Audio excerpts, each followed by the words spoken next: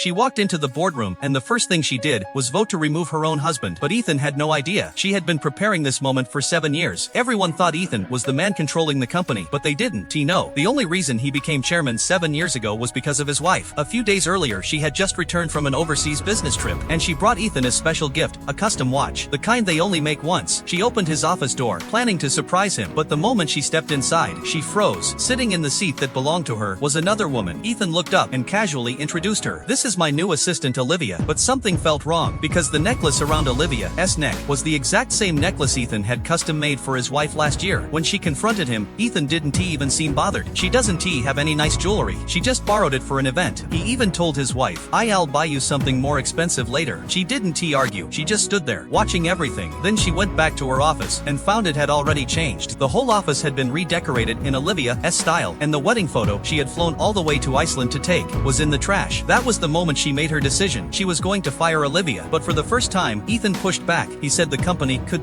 afford to lose her, and he forced Olivia to stay. But Ethan did know how much this woman had sacrificed for him and the company. To help the company secure funding, she delayed her own medical treatment again and again. To get his contract signed, she drank 3 glasses of alcohol in front of everyone. But in the end, he could even remember she was allergic to fish. At the mid-autumn family dinner, he put fish in her bowl himself. That was when she stopped fighting. She didn't argue anymore. She just started packing away everything that belonged to their past. She smashed the proposal vase he brought back after traveling 6,000 miles. She threw away the scarf he knitted himself and ripped apart the movie tickets they saved from their college days. Everything that once meant something, gone. From that day on, she stopped trying to save the marriage. She started preparing her comeback. She used her pull inside the company to slowly cut Olivia off from everyone. Then she went around Ethan and reached out to their top partners directly. And on her own, she took back control of the project. But Ethan still didn't realize what was happening. He thought his wife was just angry. He even brought Olivia back again and put her in charge of his wife's department. He didn't know the real plan had already started. 7 years ago, when they got married, she gave Ethan 30% of the company shares as a wedding gift. But on the final page of the agreement, there was a clause he never noticed. If they divorced, all those shares would automatically return to her. Back then, it was how she protected what they had. Now, it became the weapon that would end their marriage. On the day of the press conference, Ethan arrived at the very end. When he saw his wife on stage announcing his removal, he still looked completely confident. He said he was the largest shareholder with 30% of the company. He even gave her an ultimatum. "If you apologize to me and Olivia, maybe I'll think about taking you back." But then the board's vote came in. Everyone voted to remove him. Ethan still refused to believe it, because to him, without the shares, none of this mattered until she placed the final page of the agreement in front of him. After reading it, the confidence drained from Ethan's face, because he finally realized everything he had, everything